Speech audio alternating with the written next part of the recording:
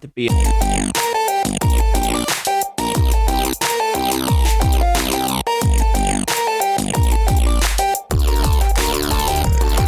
everyone, and welcome again to another episode in Ryan Laley Games Podcast. With me today, I'm joined by Chris again, who you may remember from episode 1. Hello, Chris. Hello, Ryan. How are you? I'm good, thank you. How are you? I'm very good, thank you. Excellent. So today, we, if you don't know what we do, we have a little discussion about a particular topic inside games development, and we talk back and forth about our own experiences and our own insights and what we think about it in general. And then we go through and answer some questions from you, the audience. So if you have any questions for future episodes, you can email the podcast at podcast@ryanlaley.com. That is podcast@ryanlaley.com. So the topic for discussion today is all about target audiences. And we're going to keep it quite broad. So we're talking about target audiences in general. And I think a good way to start this off is really just defining what do we mean by a target audience. Because a lot of people probably don't even know what a target audience is or never heard that term before. So in general terms, a target audience is a sub-selection of people that you want to market your game or product towards. And that would infer a lot what you design and what you do with your product to make it suitable for that audience. So, for example, if you're making a kids' TV show, you want to make sure you're making it a kids' TV show-like. So that would be through using research and audience research and looking at other market entries, whatever you can to form that basis of target audience. And I think that's pretty much it, isn't it, Chris? Yeah, I mean that's like the general idea. You can go into the minutiae of it for days and days. It's I've got some stories about that, and you go in thinking one thing and end up knowing another thing, and you're like, oh, okay, well that's not how that worked out. But yeah, that's pretty much the blanket term for it. Yeah. Yeah. So target audience isn't exact science, and it is kind of like an art form and a science in itself. People are generally, in big companies anyway, hired just to work out targets, demographics and marketing strategies to hit those target demographics. And it is super important. So here's a little question to you, Chris, then. Why is hitting your target audience so important?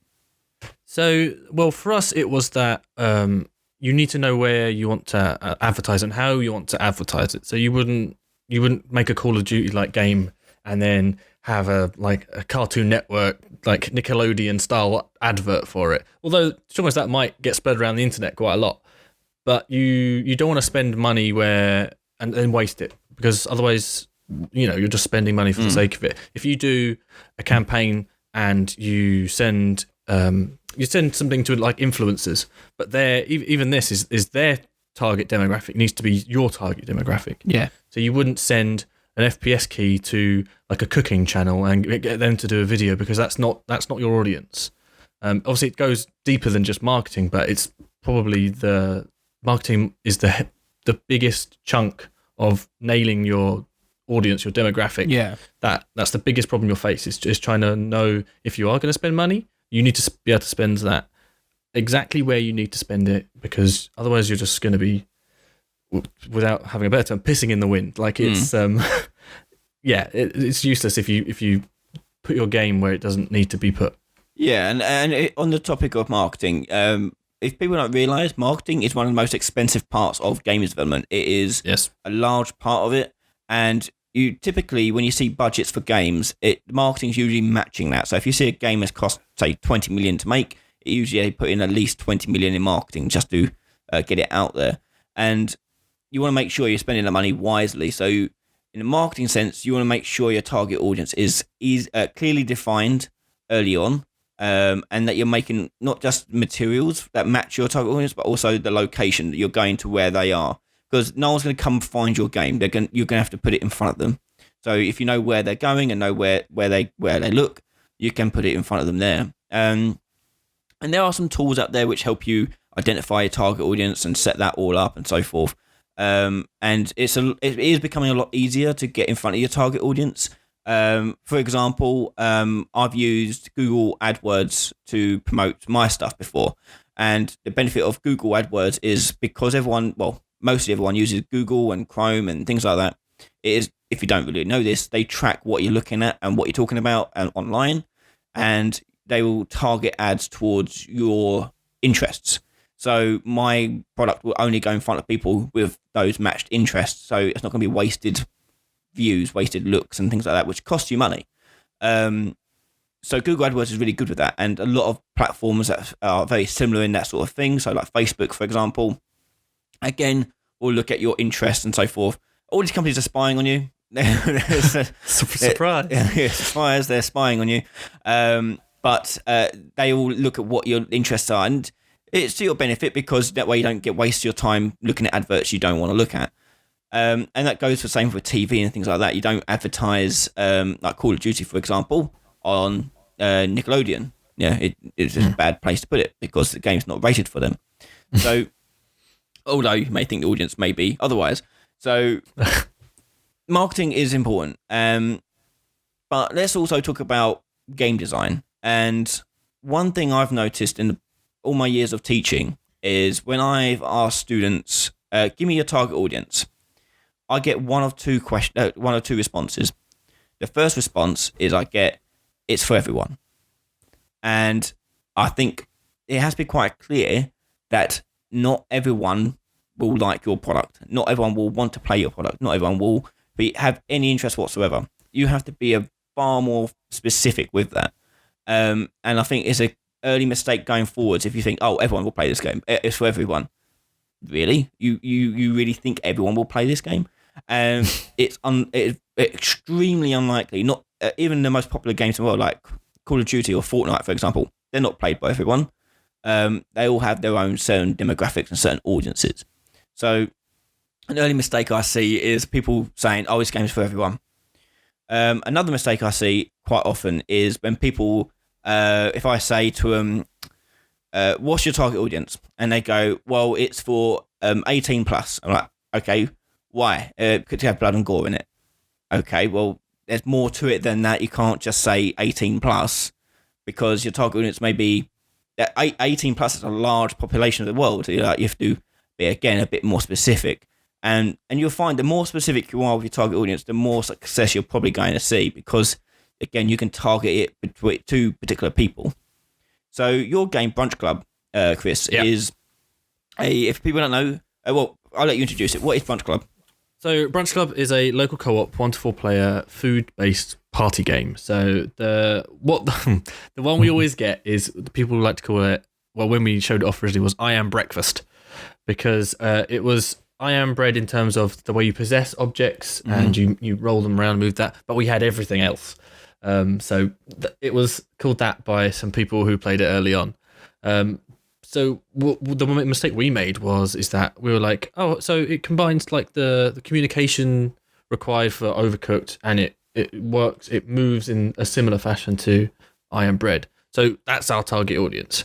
And if you sort of think about that in a large, that covers a lot of people, but also people that don't really cross over. One's a single player puzzle-esque game with fiddly controls, and the other one is like a cutesy, child friendly 1 to 4 player local co-op game. Those are actually quite far apart, and saying that we had a game that sort of tried to mesh the two made it difficult for us to make, but also then to market, because we really didn't have a clue. When someone asked me what's your target audience, I was just like, I accept those, and they were like, "That's not a target audience. That's just two genres." And I was like, "Okay, yeah, you make a good point there." So we obviously had to narrow that down, and since then we have sort of gone for the younger sort of audience, because so our game is at the moment very punishing to you. So it's very much, say if one thing falls off your play area, the whole level restarts and you go again. So you replay the levels to learn the best way to do it and how to do it efficiently and work together. But obviously a lot of people get frustrated with that.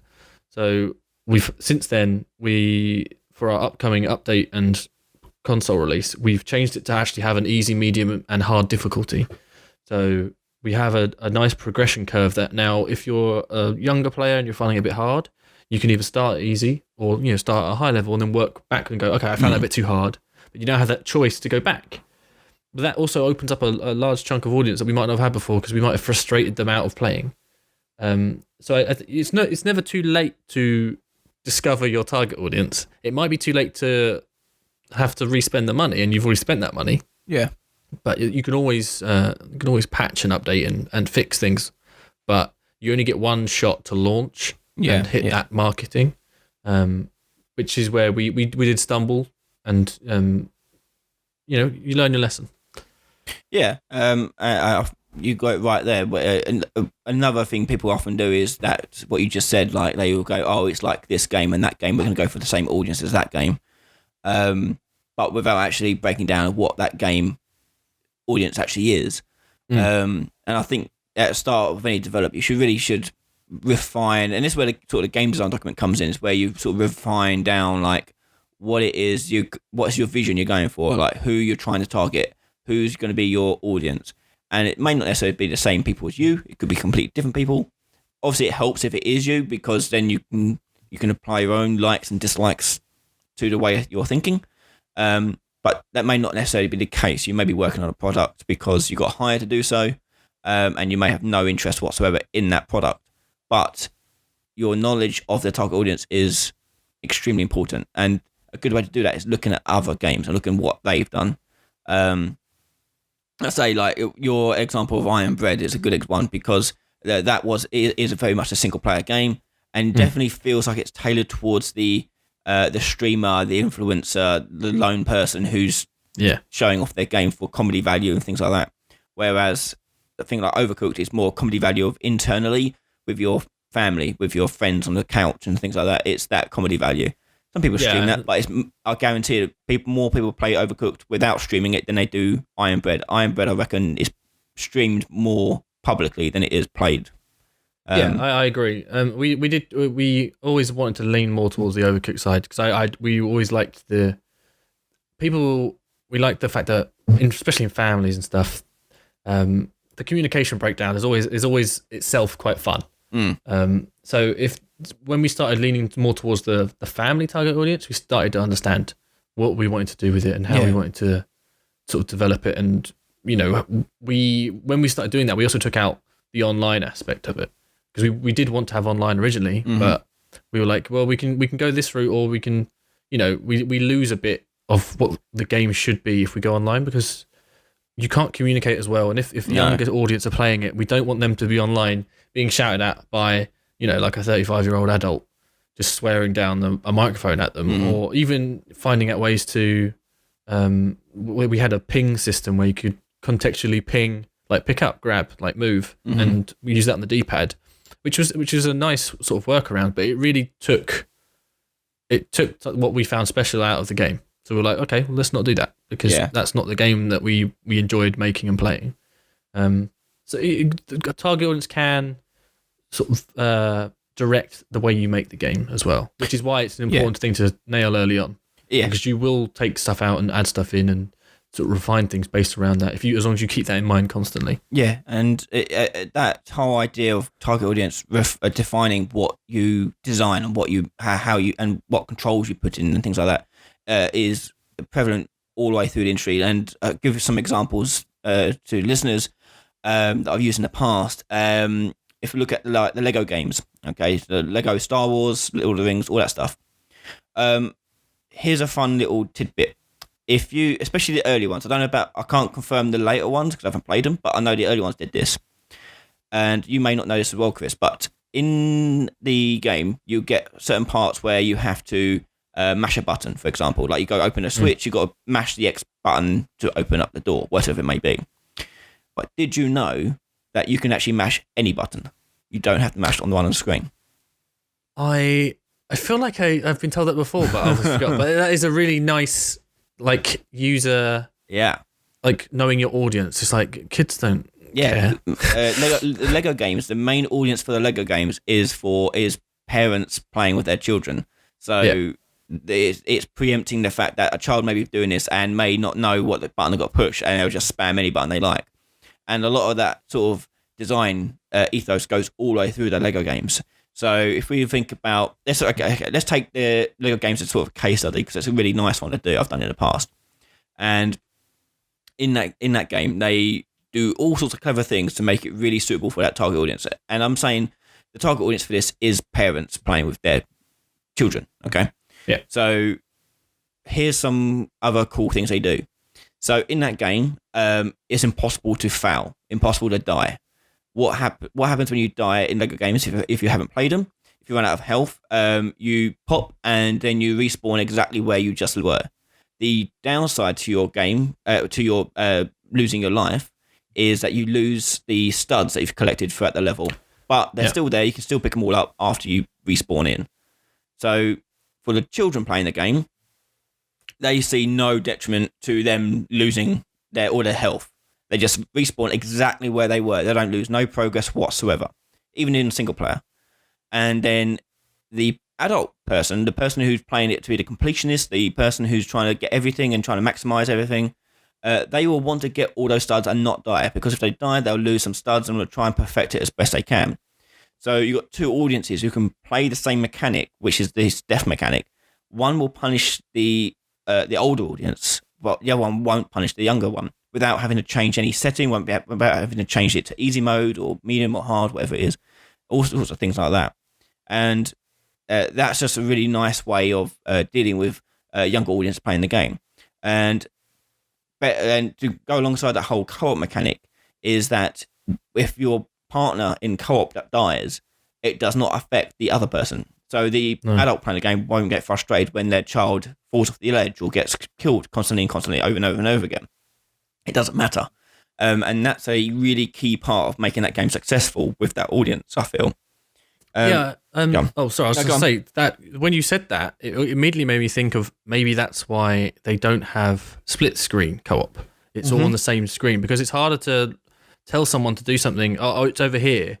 If you're split screen, because you could be in a completely different location. But if you're both tied to the same screen, it's a lot easier for someone younger to obviously see where that person is and how they can navigate there. Yeah. Which I never really thought about before, but that seems like, again, that kind of going for that younger audience may have given that direction for that camera. Yeah. That's a great segue into what I want to talk about next. And again, Lego games is, but lots of games do this as well. Let's take the game design idea that there's a locked door, okay? And you're playing a game, locked door appears, and this could be any game. Could be a Lego game, could be God of War, could be Call of Duty, whatever it may be. Come across a locked door, and you've got to find a switch to unlock it. So you progress further into level, find a switch, hit it, and a door opens up, and you can go through the door. So that's the general gist of the game design document. However, in the execution of that is where you can define where the target audience be supported. So if your game is for younger audiences, and again, everyone, you can test this out. If you play a game that's designed for younger audiences and then play a game for older audiences, I think every game has a door that's locked that you have to unlock at some point. So play your game and take a note of how they do it. So if it's a younger audience, what they will do is when you hit that switch, the camera will actually pan and track all the way back to the door, showing you which way you have to go to get to the exit. So the camera will actually move through the path that the player has to take to get to the exit, showing you the way. And you see that again in a lot of younger audience-centric games. Whereas if it's like a middling mainstream audience, a general audience member, it won't do that transition where it follows the camera all the way back. The camera will do maybe a soft cut or hard cut to show the door opening and going, the door is now open. And off you go. You have to try and remember how you got back to that door. So it's adding a little bit of challenge to that audience because they're a bit older, a bit more experienced with gaming, so they can figure out a way back. And then thirdly, you've got the hardcore gamers. And these are games like Dark Souls and so forth. And if you hit a switch, you don't get a camera cut whatsoever. You maybe hear sound and you think, okay, now that means something as that door opened. And you go back not knowing if that door is opened or not. So not only you have to find your own way back, but you have to go all the way back just in case it has opened. And again, that's for like the more experienced hardcore audience that are looking for greater challenging games. And again, you can play any game you can see this in. And if you especially play Lego games, you'll notice hit a button and you see the camera go whoop, all the way back to the start, showing you where you have to go. It's basically just it's leading you down that path, which is a really nice way of doing that. Yeah, and then a game like Zelda would do the second one, where it shows you the effect and does the do-do-do-do-do, and then that's it. It cuts back. It does a little sort of cut back. So you can see it. Yeah, you see the little door go, and you're like, okay, I know where that door was. I remember that door. I've got to remember how to get down this Deku tree, down the bottom, and open that door up, and so forth. Yeah. So, so even something as simple as hitting a switch to open a door has loads of iterations you could do based on your target audience. And that's the sort of thinking you have to go through when you're making your game, is thinking, how can I make this really work well for this target audience? So if it's a younger audience well, also, when I say younger, I should actually be saying less experienced audiences. These are mostly younger players because they haven't played many games in the past, and also they may have their sort of internal cartography skills may not be up to scratch. Whereas a lot of experienced gamers, we have this ability where we can draw a map in our head as we're traversing through a level, and we can then easily find our way back. So not just younger, but less experienced people playing games. So for example, my wife doesn't play many games. This would be a mechanic that would be suitable for her in the game, showing her which way she has to go to get way back. Otherwise, she'll go, well, how the hell do I get back? What have I just done? This switch I just hit I didn't see it do anything. What do I do next? Where someone who's been playing games for a lot longer will realise that that's probably opened up the door they saw earlier. It's one of those things that we've done learned behaviour whilst playing games. And that sort of experience in playing games, again, influences a lot in game design. And you have to be very careful not to make it take things for granted. You want to avoid, say, assuming knowledge on the player, assuming that they know how to do various things. And there is a lot of games that does assume knowledge because their target audience is what they think it is. So, for example, not many Call of Duty games now will remind you that you have to hold down left trigger to aim down sights, because they know their target audience will most likely know that left trigger is hold down to aim down sights. Same with driving games. Most people know that right triggers go forwards, left trigger go backwards. So you see a lot of, especially the professional racing games like Forza and Gran Turismo, they won't necessarily be forthright with the tutorializing, saying, oh, this is how you drive forwards, this is how you drive backwards, because they're fully aware of who their target audience is. So, yeah, always be aware of what your target audience is and trying to put that into your design efforts and think about how you can make a door opening suitable for your target audience. So, with that in mind, is there anything you can think of in Brunch Club, apart from what you said about the online play, is there something inside the actual game loop itself that you guys changed or were conscious to the thought of your target audience playing the game, that you changed something in it? Be it like controls or level design, whatever it may be. The update coming out soon has all the difficulty settings added into it, and it's not just easy is more time, less objectives, and hard is just hard. It's just like when in some games where a boss on hard will just have more health. Mm-hmm. It's not like that. So what we've done is so in the game currently, it's the standard mode is 6 objectives. Obviously they're level based, so it's whatever the level you're on, you have to do 6 of whatever. Yeah. You get however many minutes on the clock, and then less minutes if you have more players on your team. And then if anything falls off, the level resets and you start again. So we wanted to keep that because people do like that intensity and that just the pressure that it brings of when you're trying to navigate and do everything and try and compete to get onto the leaderboard so you get the fastest time in that level. Yeah. But what we did is we found that sort of alienated a lot of people who wanted a bit more of a relaxing time and wanted to work their way to a more maybe get there eventually. So what we did was we added in 3 levels of difficulty. So now if you join on easy, if anything falls off, it comes back where it started. So it falls from the sky. So it falls off and just goes plonk and just drops back in a nice little fun way. Yeah. It's quite funny when you see it happen, just because stuff can just hit you and it's quite funny. Then you have to do 4 objectives, and they have the same amount of time as they would normally. And none of the level effects are on. So we have every level has its own unique level effect. Like in Mean Grills, the the grill will it has like do you remember like in old boss fights where they have patterns? Yeah. So on this, there's patterns on the grill that they'll sort of incinerate whatever's on there if you leave them on there when the pattern goes off. Okay. So you get a pre-warning, and then after however many seconds, it bursts in a sequence. And what we want to do is people to remember those sequences. And you can start to see you see where the patterns are, and you go, okay, last time it did this. So I'll move my things based on that. And then we did medium is 5 objectives. The level effects are back on, but 3 things can fall off before the level resets. And of those 3 things, if they're not essential to completing the objective, they don't come back. So say if I was doing, again, Mean Grills, and I dropped a burger off, the burger would come back, but I'd lose a life. Mm-hmm. And we have a UI for this, so it's very obvious. And then if I dropped a plate, I would lose a life, but it wouldn't come back. But hey, I needed that plate to help me. I can still do it without it, but that plate really helped me bridge the gap between the barbecue and the table. Yeah. So what I've done is I've made it harder for myself.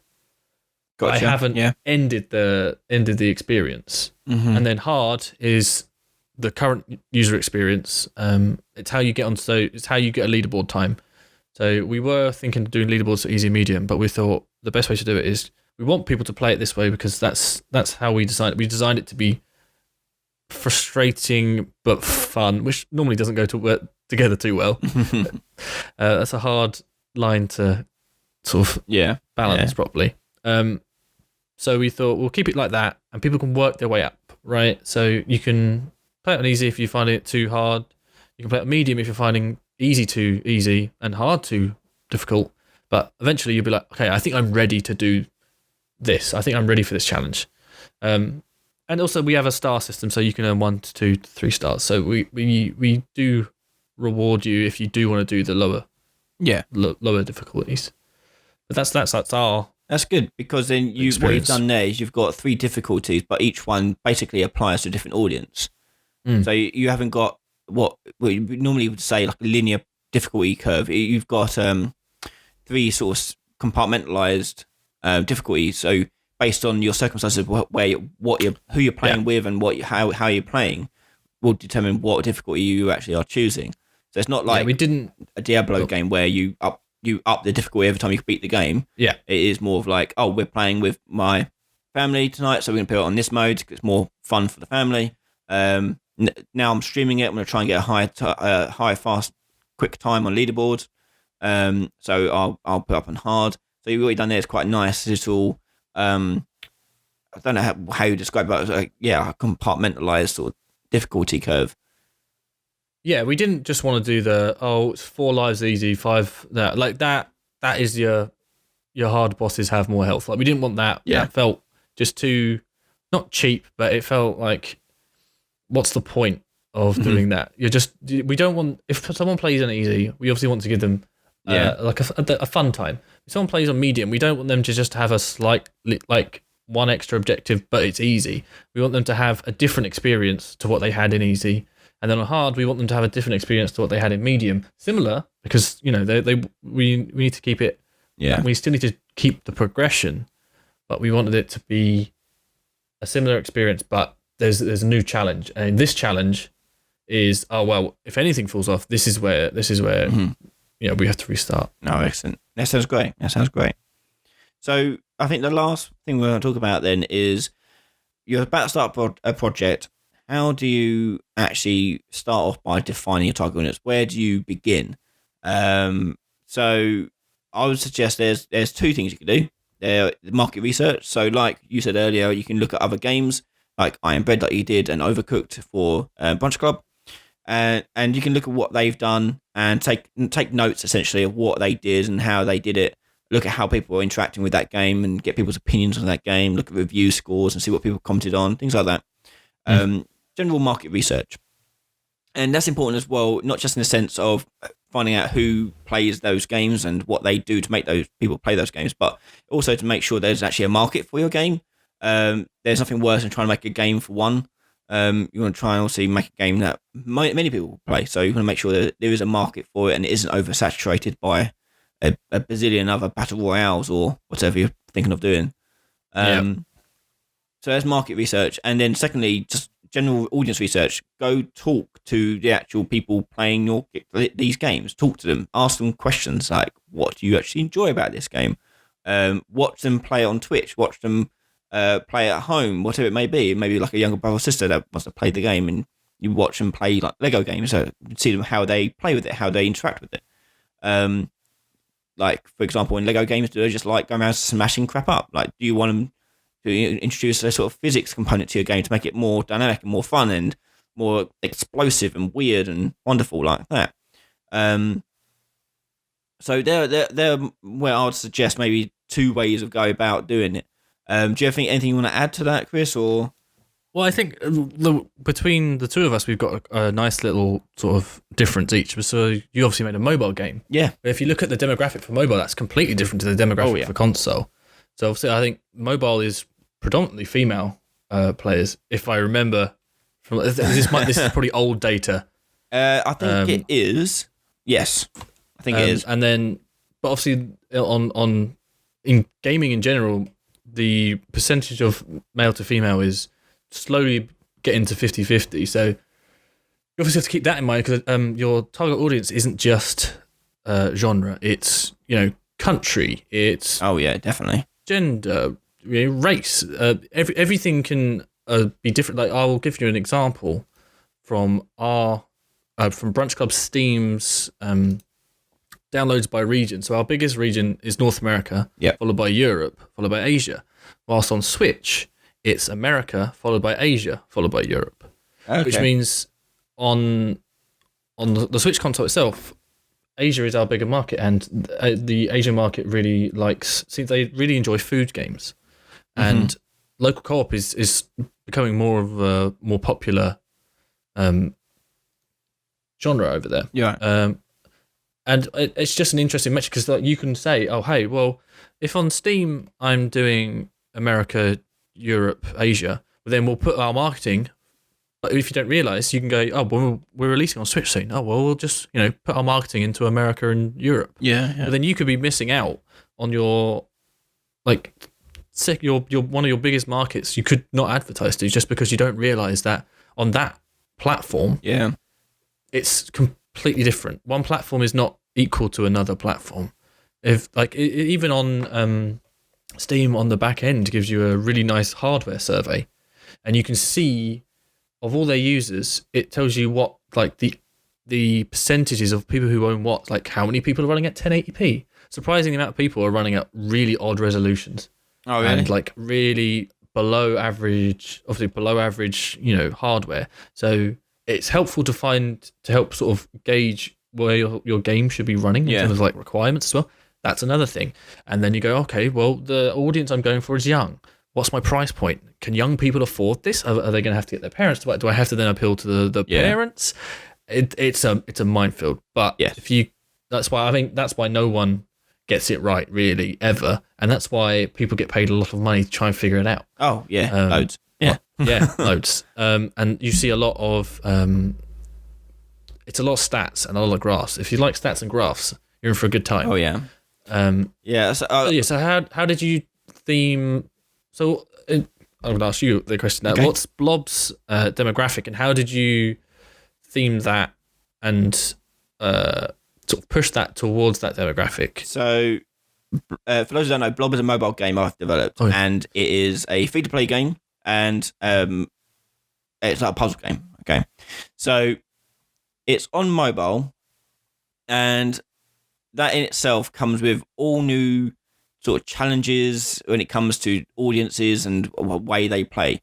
So there's technical and then there's just audiences. So if we look at technical just alone, mobile phones come in the most largest array of screen sizes, resolutions, aspect ratios you can imagine.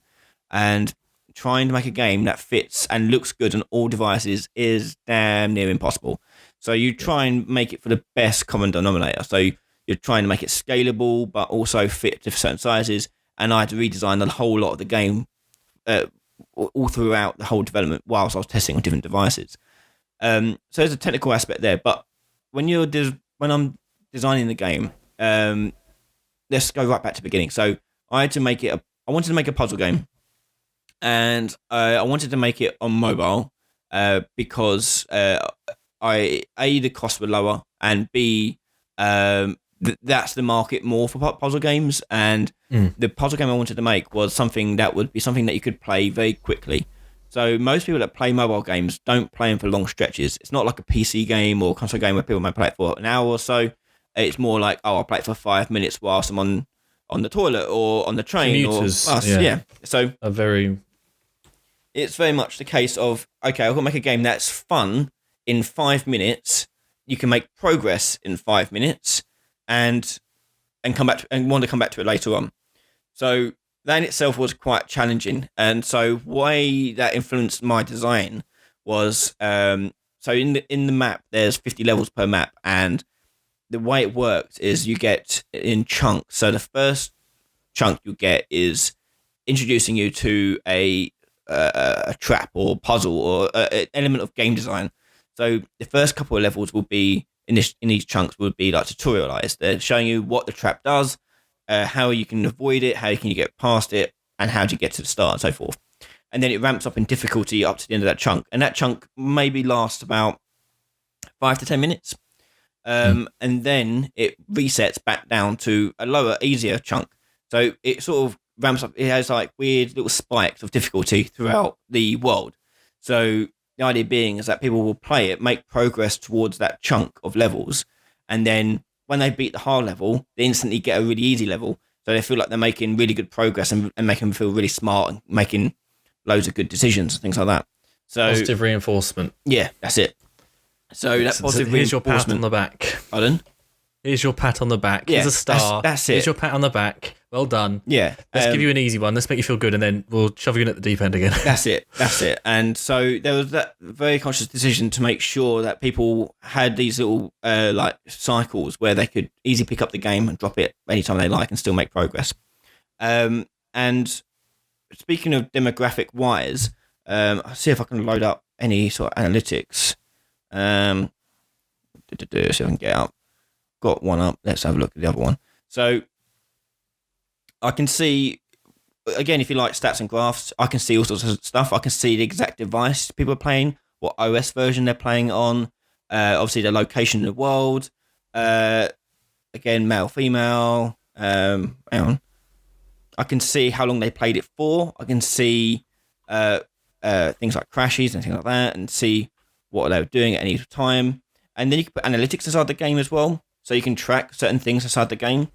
And these are usually hosted by a third party, and you can track all sorts of things, so you can find out what level they're currently on, what level they're dying on, how long they're spending on each level, and so forth. And you can track all that stuff as well. So if I don't know where to go on here, vitals. Should have prepared this a bit earlier. So I can, whilst you're doing that, I'll tell you some fun. So I'm on Google Analytics, and we've got that set up for our Steam page. Mm-hmm. Well, I can tell you that 90.8% of the people who visit our Steam page are male. Okay. And only 9.2 are female. But that's on Steam. So Steam, you can't really, I mean, that demographics can be all over the place on Steam. Because I feel like games on PC are always marketed towards men. I know obviously that's not the case at all. There's a huge demographic of female players on PC, and that it always feels like that's where people are marketing games to. And 60% of people who visit are between 18 and 24 of our thing. It's amazing what you can get from Google, because obviously it's linked to their Google account. It can be like, hey, 20% of your audience who visit like to kayak. And I'm like, oh, that's thank you for that useful information. Hopefully one day I'll need that. They can tell you some interesting things, because obviously you fill out bits of information all the time, and they stash it as cookies and stuff. Mm-hmm. And anything you visit, they go, oh, you're interested in this, you're interested in this. And data is one of the most sought after pieces of information. Yeah.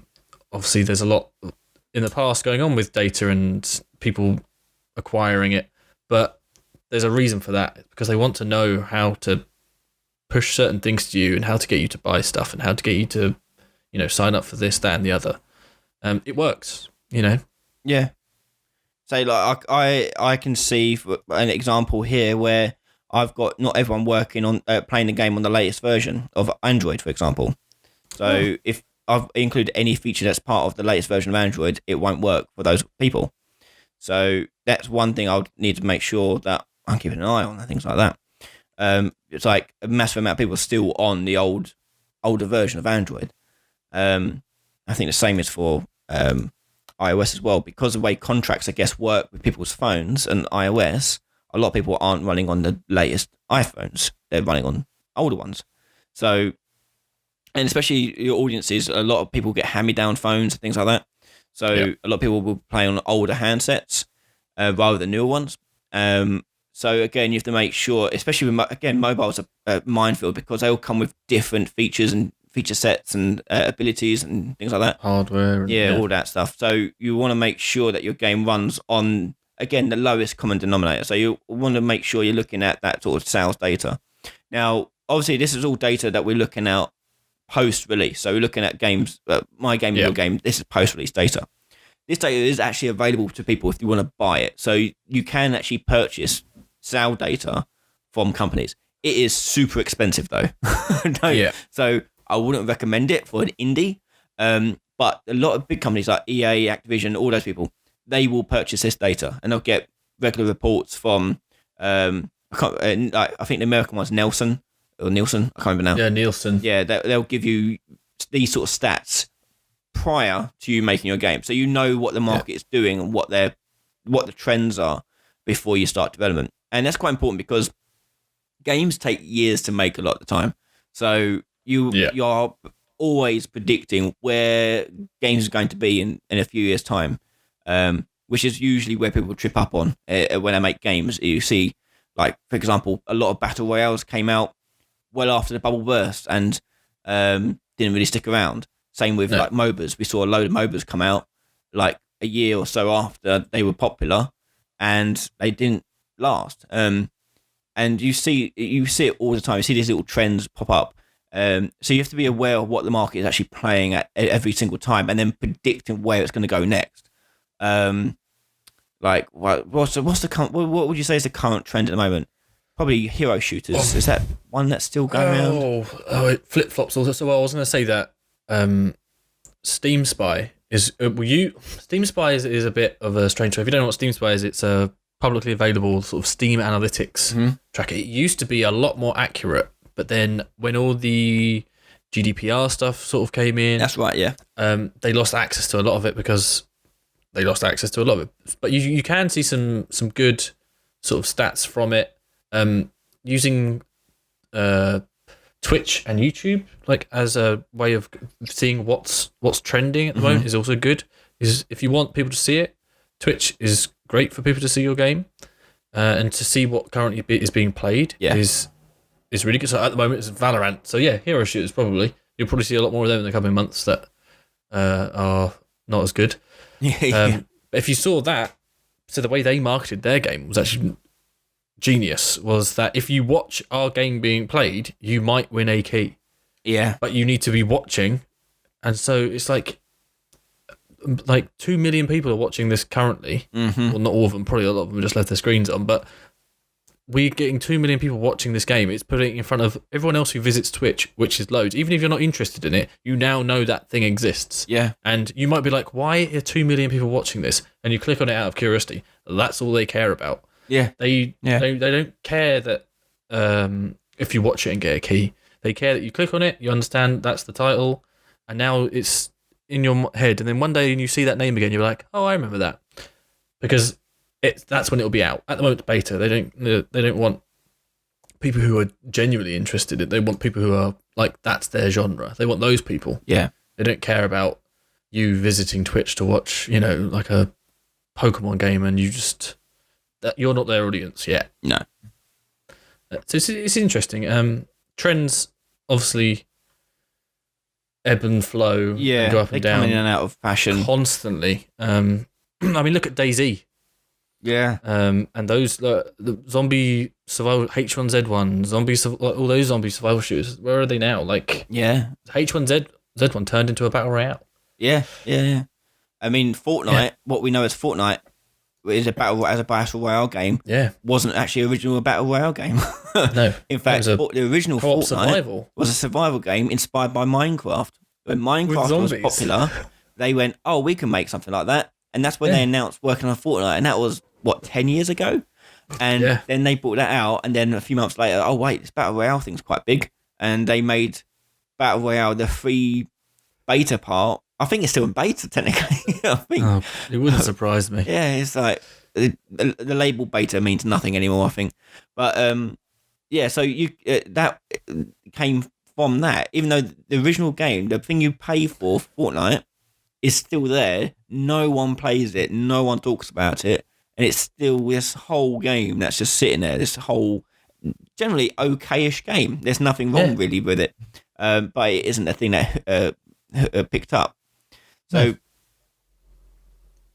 obviously you want to be looking at trends and things like that. And as you said, like Twitch is a great place for that. Twitter is also good, looking at what's trending and like hashtag-wise for gaming and things like that. See what people are talking about. See where the conversation's going. Reddit, all that stuff. You want to be in those communities as much as possible.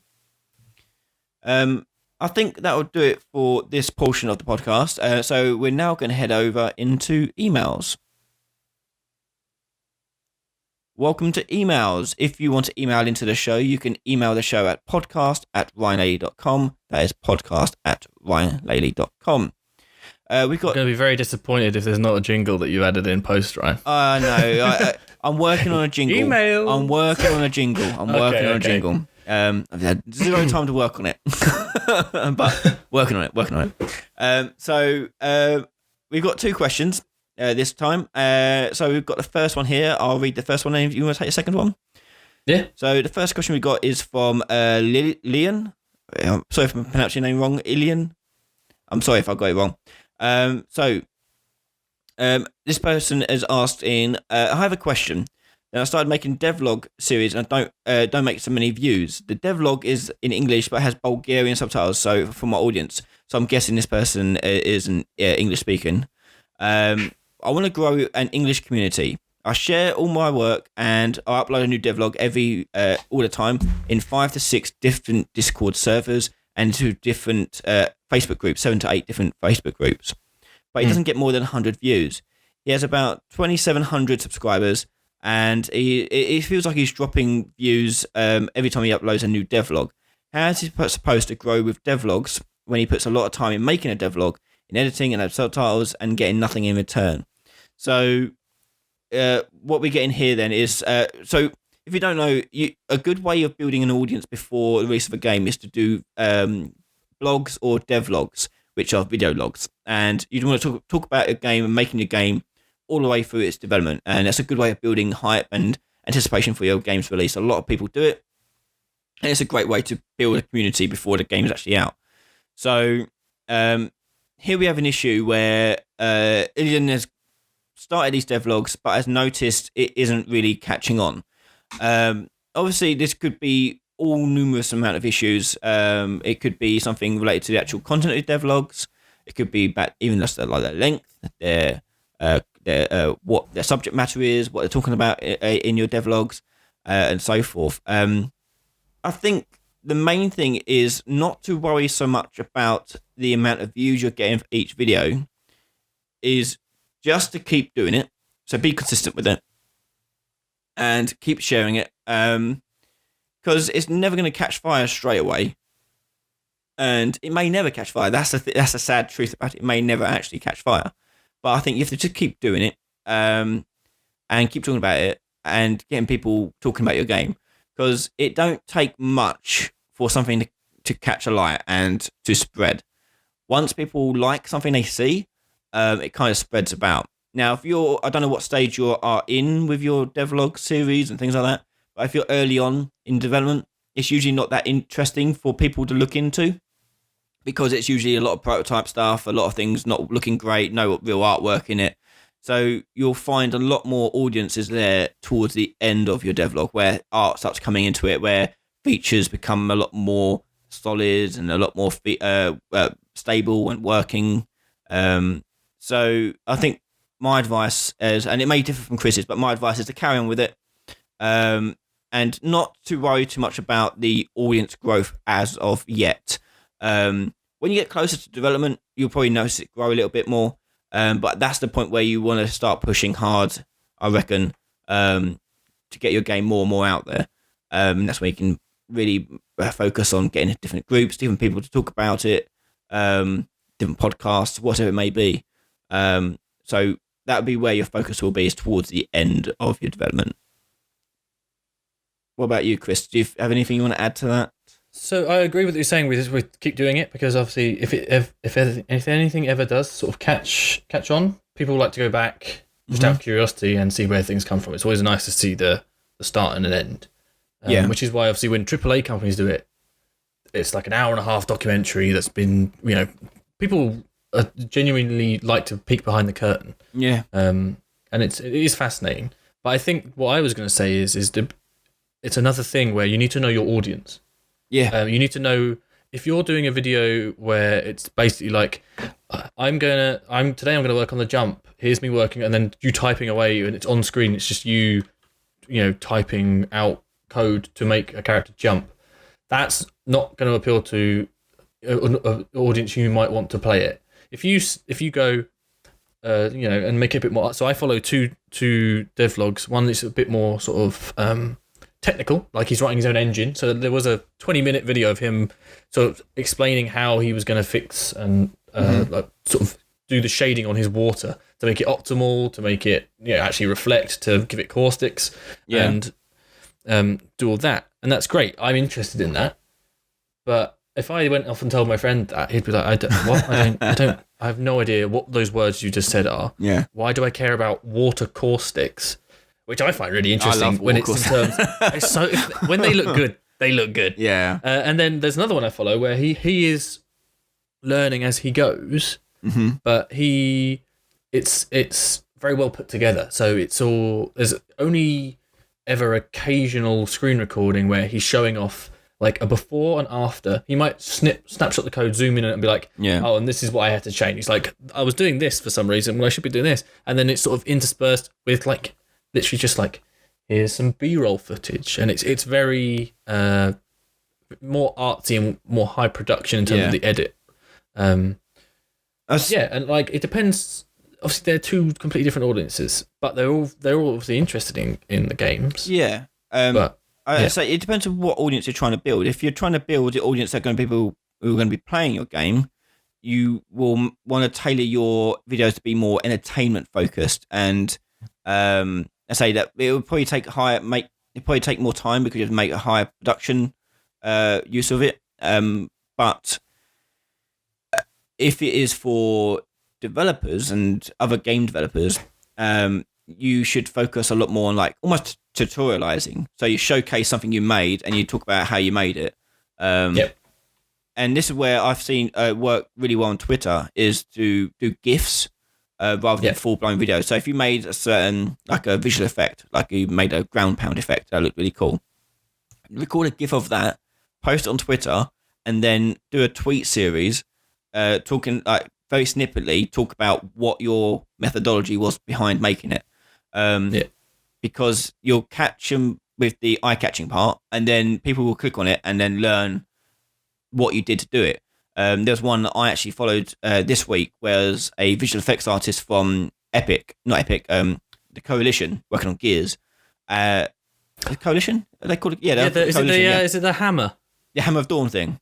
Hammer of Dawn VFX. I saw that as well. That was so good. It's really cool. That's the thing, right? Yep. Like we both clicked on it because we were drawn in by that, and then we drawn in by the GIF, and then we read the information. And the information was really insightful. Yeah. And really clever. And you realise, like if you guys don't know, I don't even know if I can find the tweet anymore, but it was really cool. And it actually inspired me to sit down and try and work on my own version of it. And it's really cool to get it looking as good as it does, because it was insightful for me. I learned something from that, and it drew both of us in independently. We didn't tell each other about this.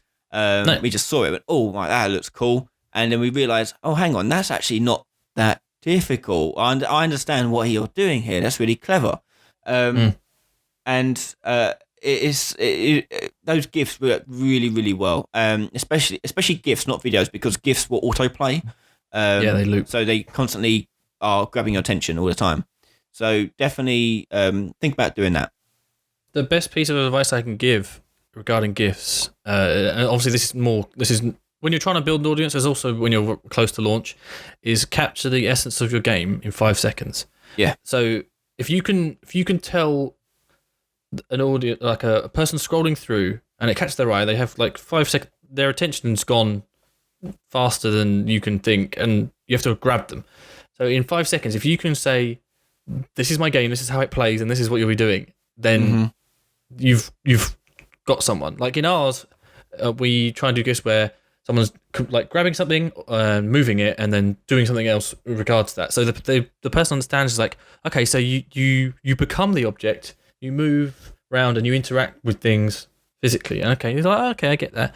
And then we have one where 3 players are coming together, rolling their objects together to construct an objective, like a burger. Yeah. So as a someone scrolling through, I'm like, okay, so it's 3 player at least. Well, it could be more, but from what I can see, it's 3 player. They're rolling they're becoming parts of an object. They're rolling it together, and when they combine together, they complete an objective. Yeah. So it's objective based. It's so you can build a picture, and if you're interested in that small part, you might go find out more. Yeah, and that's what you need to do. You need to grab people. Yeah. Okay, moving on to the next question from Dusty Memes. Do you want to read this one out? Sorry, I was taking a drink. Yeah, that's right. How do you keep your audience excited? What is the most important thing to remember / do when you have an audience? Okay, so yeah. How do you keep your audience excited? Let's have a look at that one first. So,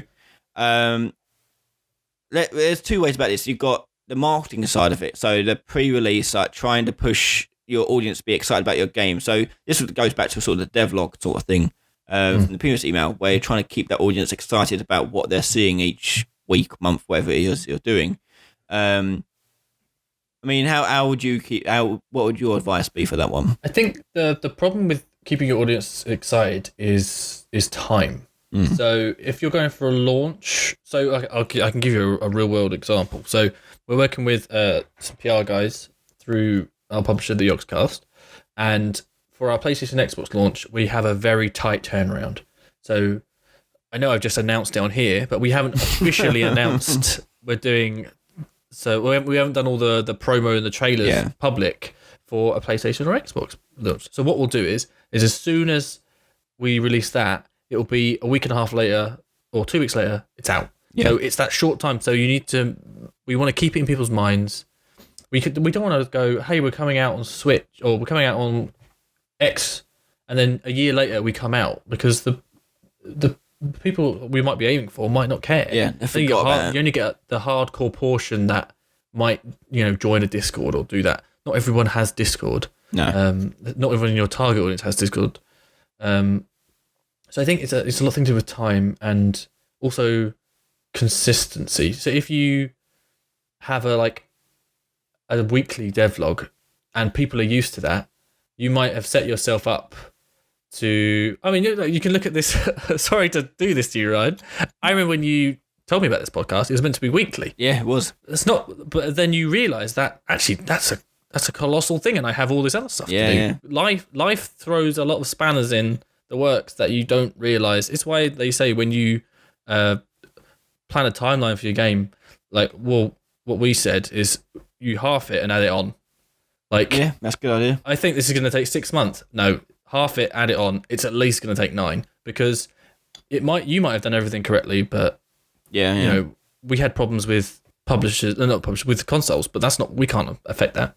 Especially now with everything that's going on, there's delays that you can't see, and that might mean that your audience becomes less interested because you promised them that you were going to do this. So I think you've got to find ways of keeping it exciting. Yeah. If you can get them involved, like if you say, okay, devlog number 10, I want to have a little alpha test, and what I'm going to do is if you like the video or join the Discord, so if you encourage people to come to your group and say, I'm going to hold a public thing. You'll get an early copy of it to test. You can provide some feedback, and I can then in the next devlog you can be like, okay, thanks to the guys who provided this feedback. If you want to get involved, head on over to the Discord. Yeah. If you don't, well, here's the results, and I've changed these things based on what you were saying. You've had an input, which is why early access works quite well in some cases, because people feel involved with development. Yeah. Which is great and also sometimes bad, because not what everyone says is fantastic, even if they believe it is.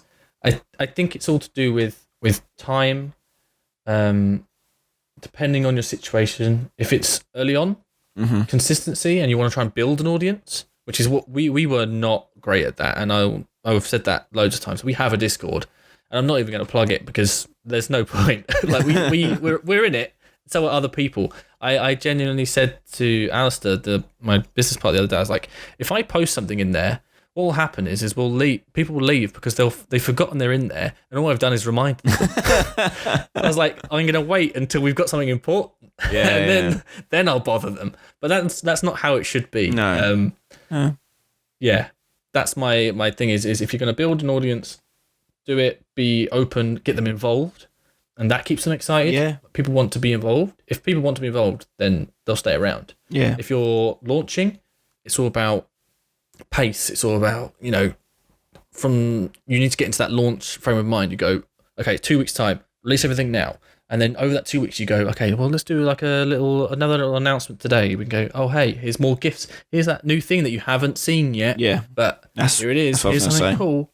Oh, sorry. No, it's just fine. Yeah. You just want to keep teasing people with new little snippets. Like, oh, by the way, we also have this. We also have this. There's by the way, here's another level. Here's another environment.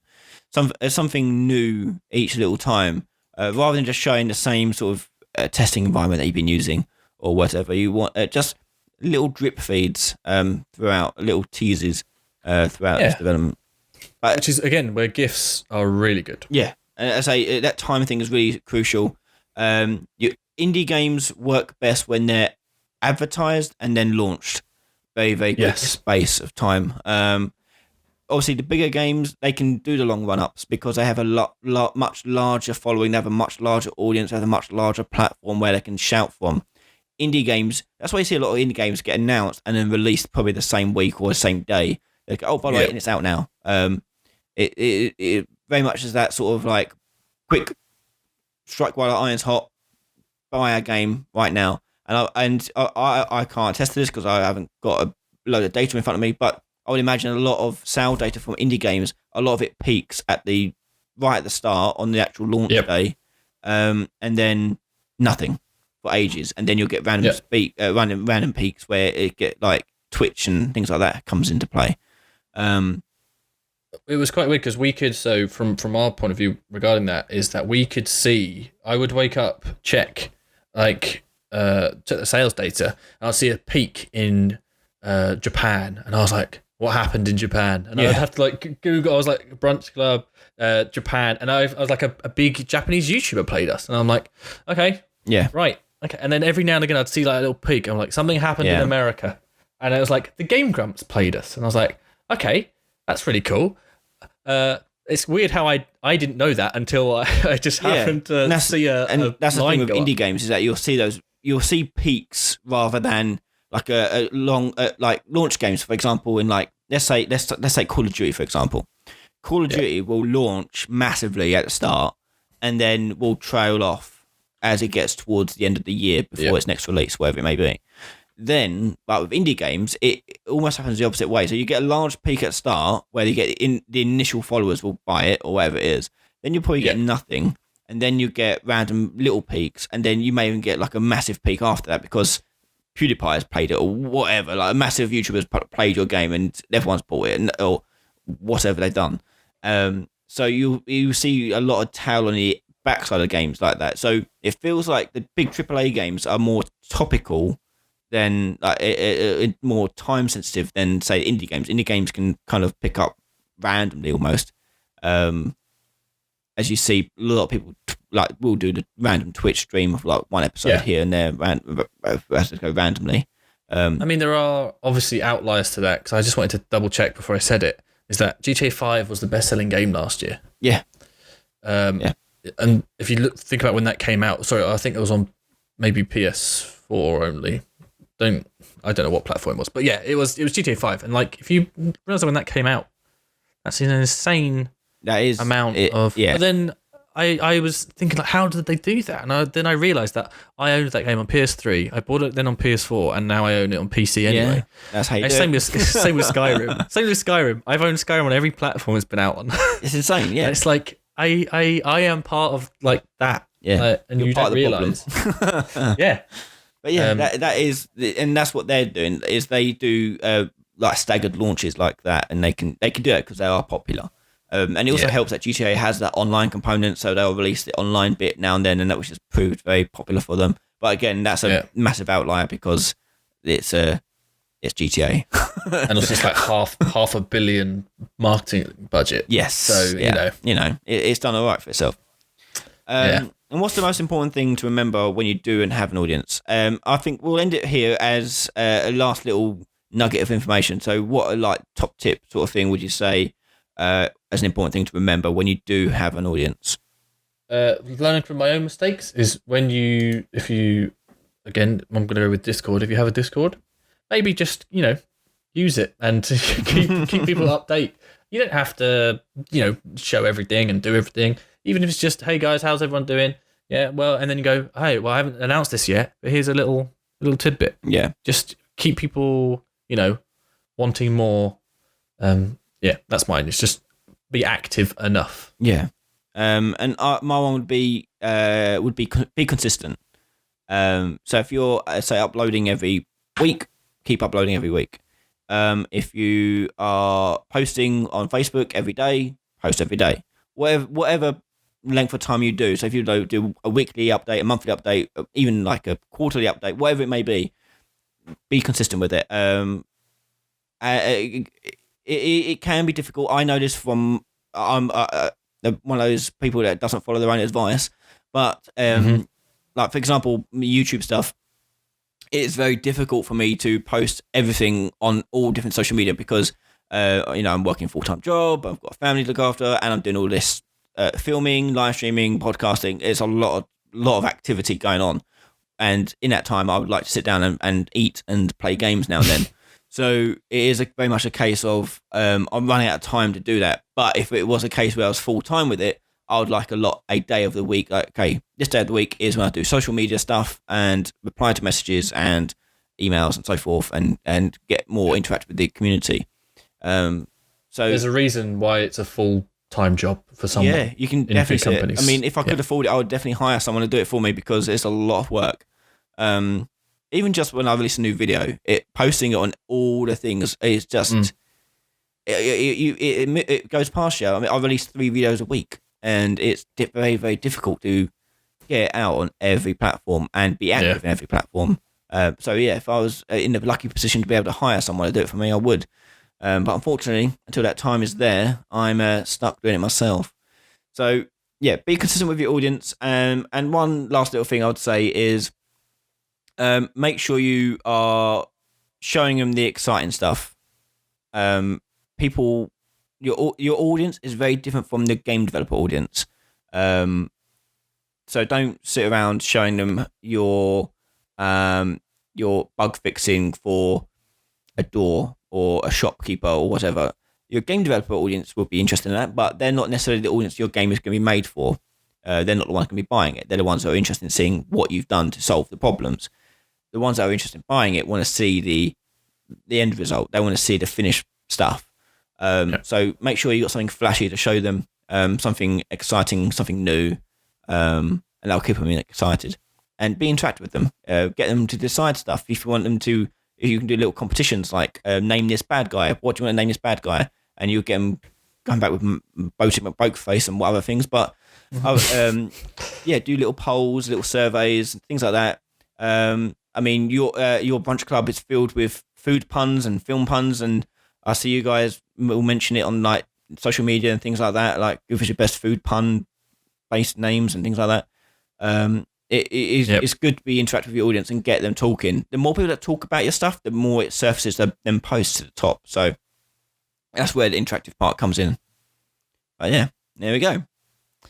And that kind of brings us to the end of the episode. So thank you, Chris, for joining us. That's all right. Thank you for having me. You're very welcome to join in any time.